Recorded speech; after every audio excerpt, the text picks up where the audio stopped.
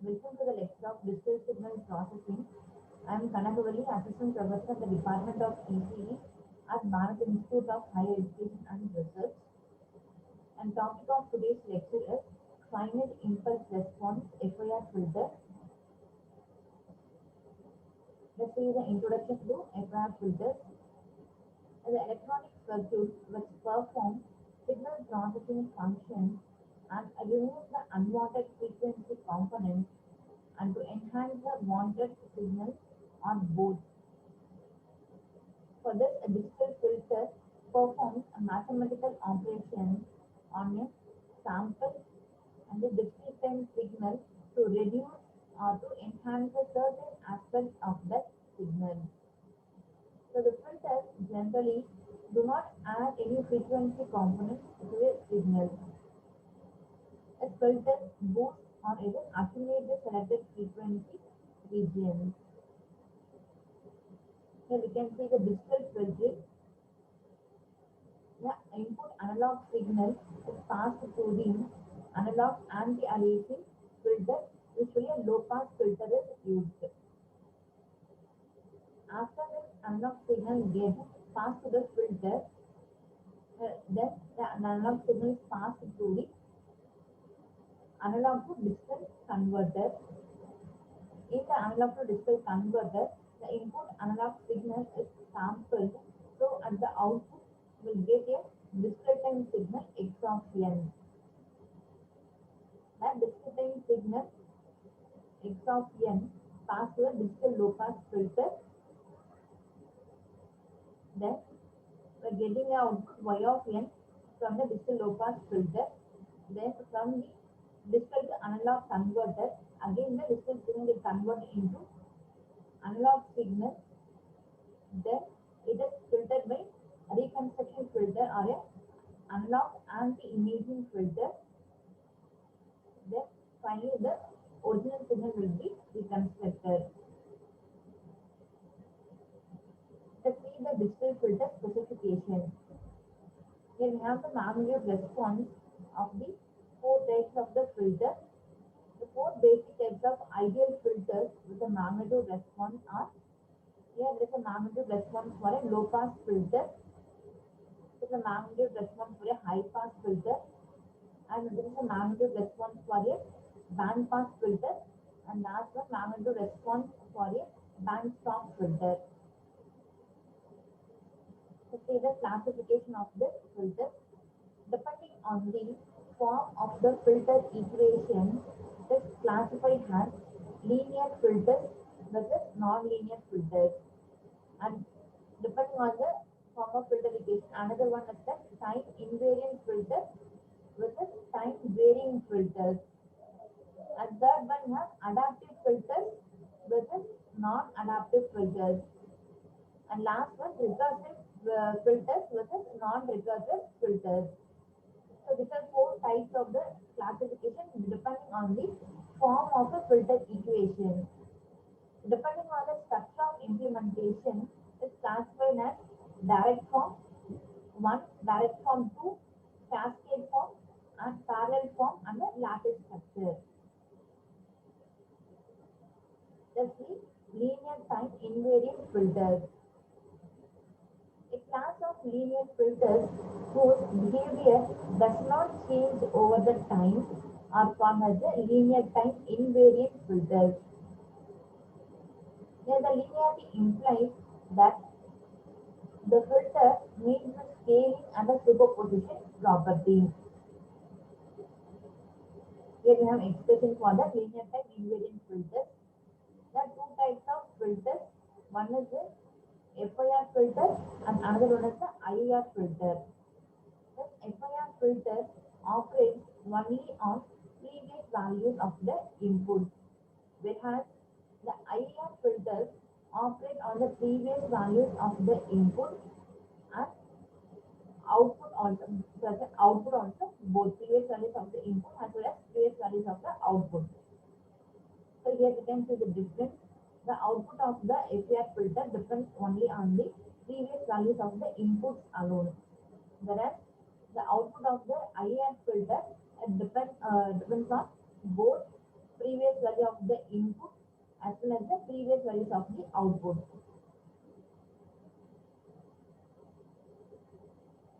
But we have recursive and non-recursive filters. A recursive filter has a feedback from output to input, and in general, its output is a function of the previous output sample and the present and the past input sample. Here we can see the difference. It is a non-recursive all zero part and it is a recursive all pole part. So this recursive network filter, it has a feedback from the output to input. So we can see that feedback from the output taken to the input, and this output is a function of the previous output sample. This previous output sample, this is the present output. All these are the previous output samples. So this output is a function of previous output sample plus the present input sample. Present input plus past input sample. And whereas a non-recursive filter has no any feedback from the output to input, and in general, its output is a function of the present and past input sample. The three filter structures here, direct form, cascade form, and parallel forms are there. Let us see the first thing, direct form. It is the expression of the output signal for the direct form. It is given as y of m equal to summation of k varies from 1 to n, coefficient ak into y of m minus k previous output plus gain of the filter g into x of m current input. So this expression, this type of expression is called as a direct filter structure. So this output y of m depends on the previous output plus the current input.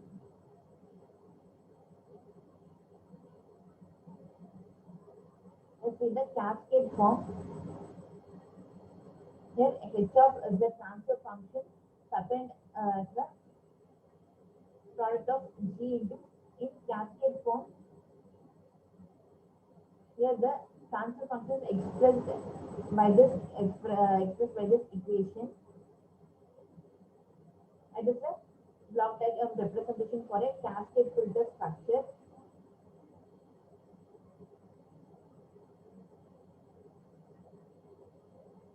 And equation for the parallel form is given as h of z equal to k plus summation of k varies from 1 to n1 plus n2 hk of z.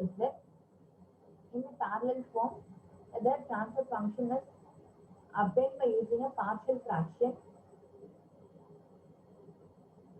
by splitting the transfer function into n number of the terms. Then by summation of all the transfer functions, are getting the output y of m. Let's see the comparison of digital filter with the analog filter.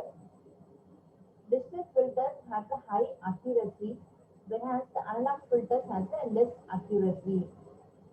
Digital filters for example, you can say linear phase FIR filters, whereas the analog are non-linear phase. Digital filters are flexible, adaptive filtering is possible, whereas the analog filters, here adaptive filters are difficult. In the digital filters, it is easy to simulate and design, whereas for analog filters, it is difficult to simulate and design. For digital filters, a computation must be completed in sampling period.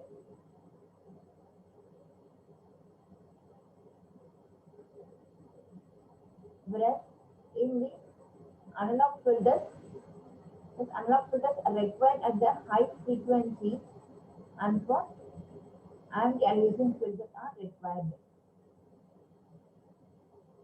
The digital filter limits the real-time operation, and also it requires a high performance analog to digital converter digital to analog converter and digital signal processors.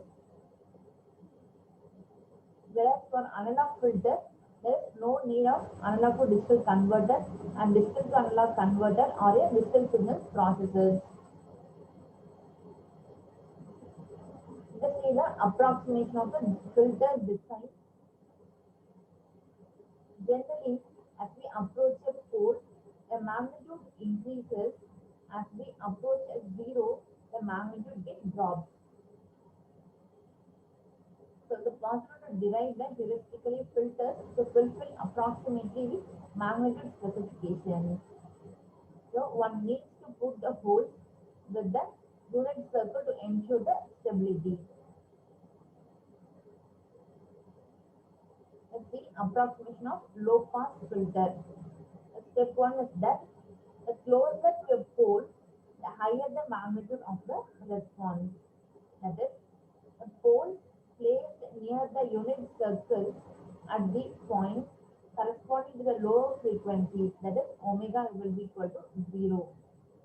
And second rule is that closer to a 0 and the lower the magnitude of the response. That means that the zeros are placed near or on the unit circle at points corresponding to high frequencies. For example, consider one pole, a transfer function h1 of z is equal to 1 minus alpha by 1 minus alpha into z inverse. That is alpha closest to value 1. Second condition, add a 0 to further attenuate the response at the high frequency for the given by transfer function h2 of z. And the alternative way is that low pass to high pass. The alternative way for a low pass to high pass transmission is that translate a low pass filter by phi. If the low pass filter was described by y of n equal to minus summation of k varies from 1 to n coefficient ak into previous output y of n minus k plus summation k varies from 0 to m coefficient bk into previous input x of n minus k, then transfer function of the high pass filter is obtained as h LP into h LP of omega minus phi. Hence we obtain the output y of n as the following equation. Let's see band pass as a resonator. The term resonator means resonator is one or more pairs of the complex conjugate poles near the unit circle in the vicinity of the frequency band one wants to emphasize. So in this transfer function h1 of z, here the denominator polynomial, this is a pole in place, a filter which has the center of the pass band at omega naught. Here the value of r is close to 1, that is the mod of r will be less than 1. For example, we can say r has 0.9 and value of omega naught has 5 by 4. Let's see a band pass filter. To obtain a standard band pass filter, one can add the zeros at omega equal to 0 and omega equal to 5 in order to obtain the transfer function h2 of z. Let's see what is a notch filter. Notch filter is that it is interested in eliminating the frequency omega naught with a pair of zeros at the locations e power plus or minus j into omega naught. With the transfer function h1 of z is given as b naught into 1 minus e per j omega naught into z inverse into 1 minus e per minus j omega naught into z inverse, which implies In order to eliminate the omega naught, a filter that contains one or several notches in its frequency responses are used. It has a relatively large bandwidth, which means the frequencies are around the desired null are also seriously attenuated. In order to compensate, we are adding a pair of the poles located at r into e power plus or minus j omega naught. Hence, we are getting the transfer function h2 of z. Next, we'll see about all-pass filter. It defines a system admitting a constant magnitude response. This represented by mod of h of omega is 1 for all the values of omega. A typical example is that transfer function h of z will be equal to z per minus a. So to allow to correct the phase response of the system, getting the transfer function h of z has z per minus n into a per z inverse by a of z, where a of z is given as 1 plus summation k varies from 1 to n a k z per minus k. So then we are getting the magnitude value h of omega has 1. If the z naught is a pole of h of z, then 1 by z naught is a 0 of the transfer function h of z. As the inverse filter, assume one has the output y of n will be equal to h of n convolution of x of n, which implies y of z equal to h of z into x of z. And is interesting in recovering the x of n from y of n. If the filter y of n by the inverse filter is given as here function of z is given as 1 by h of z, where this h of z is a rational function subject to the following equation. Here the zeros become the poles and poles become the zeros. So this is only stable if the zk lies within the unit circle. But practically it is never used, and also it is robust to noise. Okay, digital filter design consideration. There are 4 basic steps in the digital filter design consideration. First one is the specification of the filter's response, then defining the transfer function of the filter. In defining the transfer function of the filter, the main goal is to meet the specification with a minimum complexity and with a minimum order.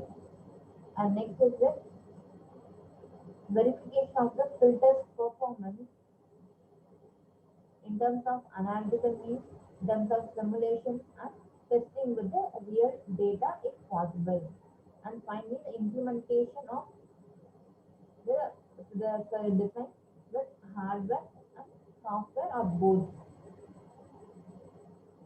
The linear phase FIR filter, it takes a finite time before the input to a filter propagates through the filter and appears at the output.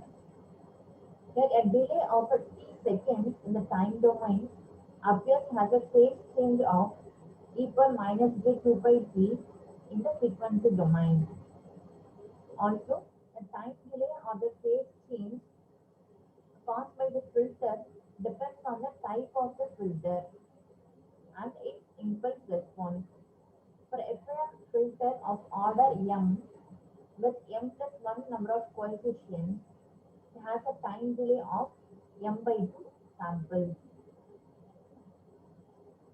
By theorem, you can say that if h of n represents the impulse response of a discrete time system, then a necessary and a sufficient condition for a linear phase is that this impulse response h of n have finite duration capital N, and that it is symmetric about the midpoint. For a partial FIR filter whose the impulse response begins at 0 and ends at n minus 1, then the impulse response h of n should satisfy h of n be equal to h of capital N minus 1 minus n for the integer n varies from 0 to n minus 1. With the linear phase FIR filter, there is a representation for impulse response h of n. This is given as h of capital N minus 1 minus n for n varies from 0 to n minus 1. So in the vertical axis we have the representation of h of n where n is odd. In the second that is given for n is even. For the case when n is even, we have the magnitude h of j omega is obtained by the summation of n varies from 0 to n minus capital N minus 1 impulse response h of n into e power minus j omega n. When the small m is capital N minus 1 minus n in the second sum, it gives the following term.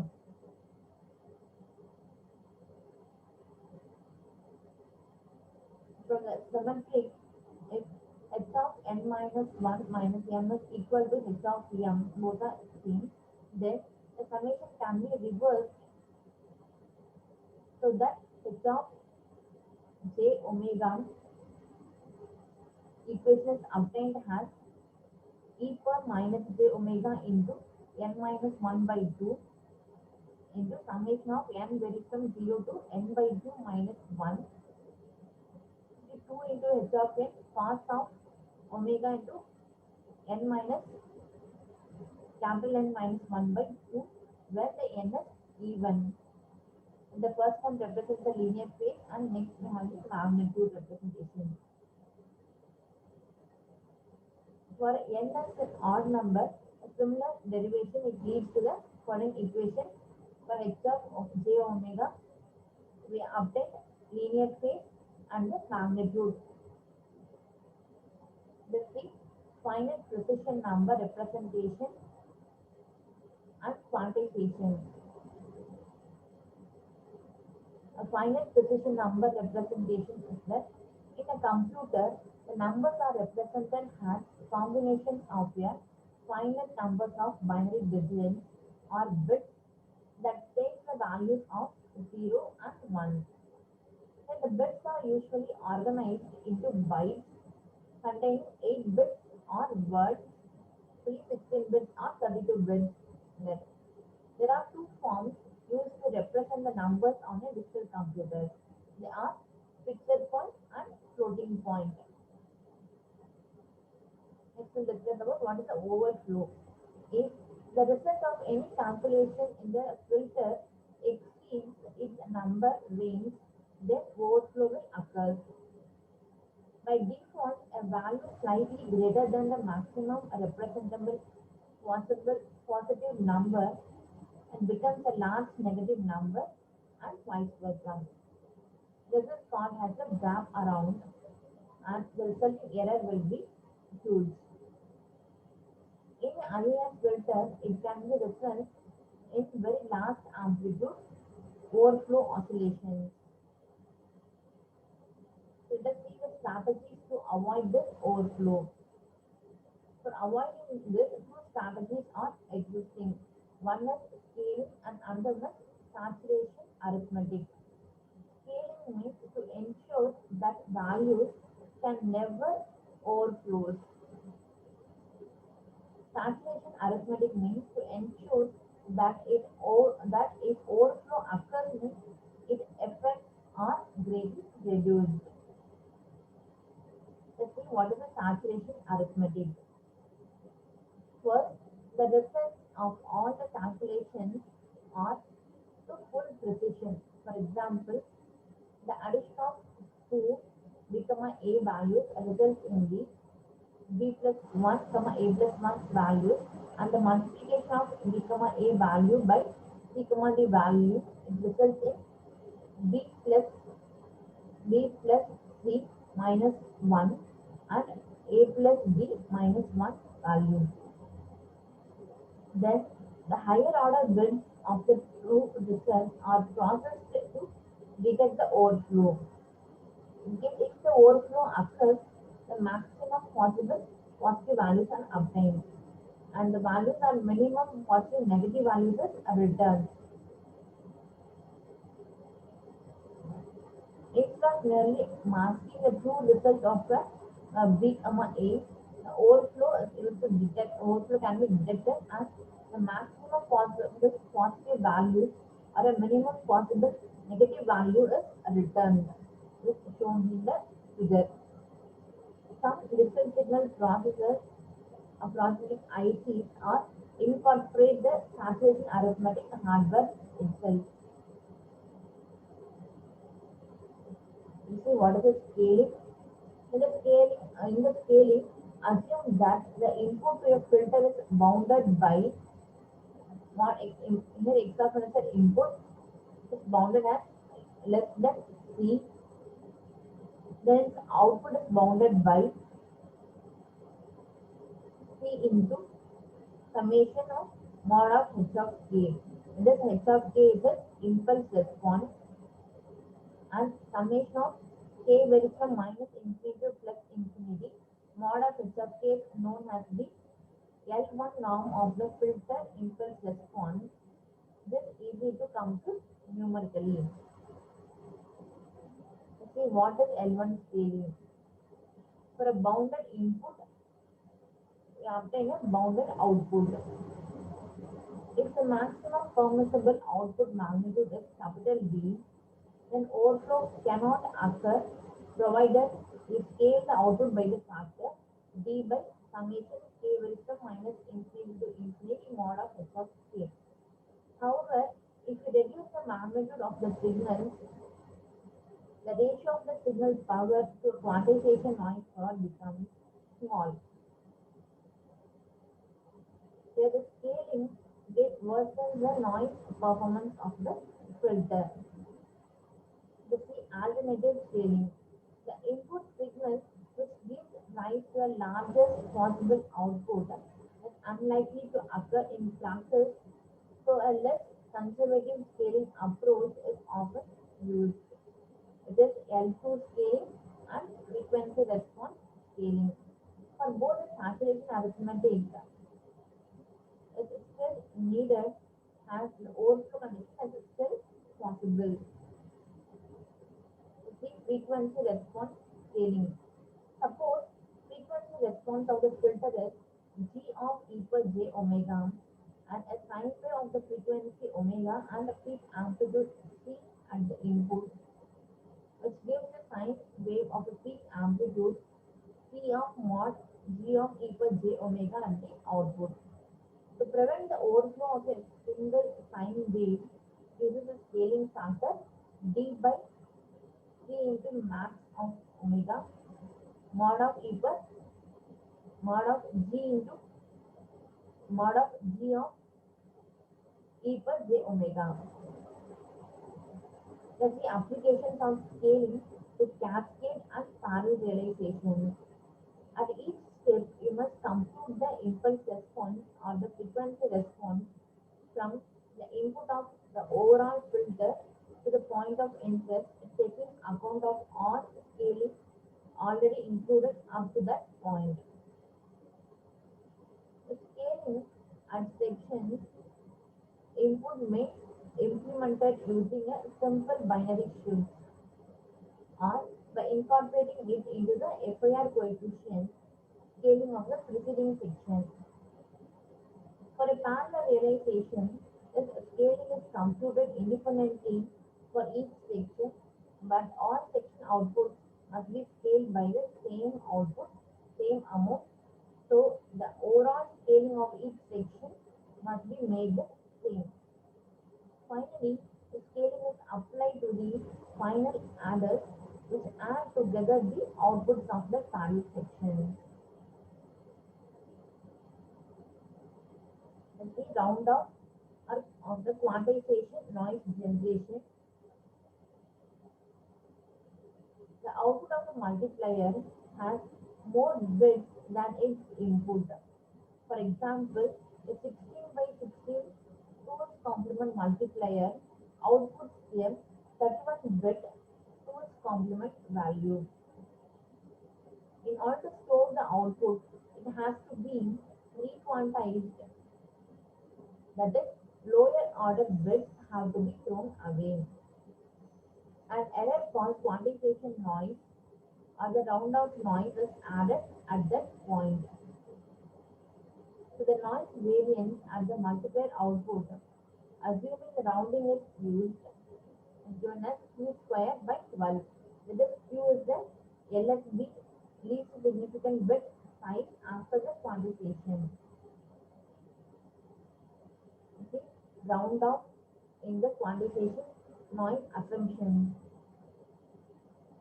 It is often assumed that the quantization noise at each multiplier output is white, that is independent from sample to sample. It is also assumed that it is independent between the multipliers, so that the noise variance is the power added. Another assumption is that of whiteness is actually a poor, very poor model if the signal is a narrow band, but it is reasonable for a large amplitude wideband signal. So the assumption of independence can also be a poor model.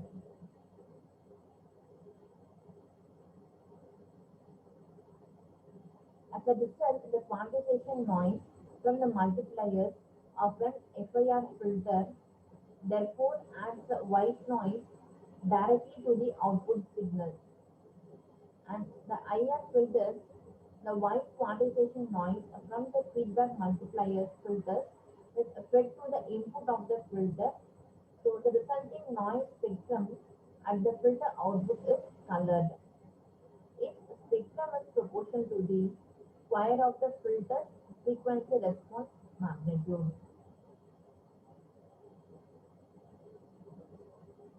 Let's see about limit cycle. Zero input limit cycles are self-sustaining oscillations that are caused by the rounding of the results of computation. For example, consider the second order filter. Y of n will be equal to x of n minus 0.9 into y of n minus 2. Here this is a stable second order LIAR filter with a complex pole at j into 0.9. In this case, if rounding into the nearest least significant bit is used at the output of the multiplier, then the output y of n will be equal to plus or minus 1, plus or minus 2, plus or minus 3, or plus or minus 4 into LSB. Now this computation of 0.9 into y of n minus 2 will give the result similarly plus or minus 1, plus or minus 2 up to plus or minus 4 LSB respectively. Take the limit cycle of the form y of n is obtained as y equal to 4, 0, minus 4, minus 4, 0, 4, 0 and minus 4, minus 0 or same pattern with 3, 2, 1 may occur. Effectively, the reason is that rounding non-linearity has increased the feedback gain to 1, so that turning the system into an oscillator. These limit cycles are troublesome in some applications, especially with a short data word length, where the limit cycle can be relatively large. With a longer word length of the DSP ICs, it is often possible to ignore the limit cycles. One solution is to quantize towards zero through the process of truncation instead of rounding the multiplier output.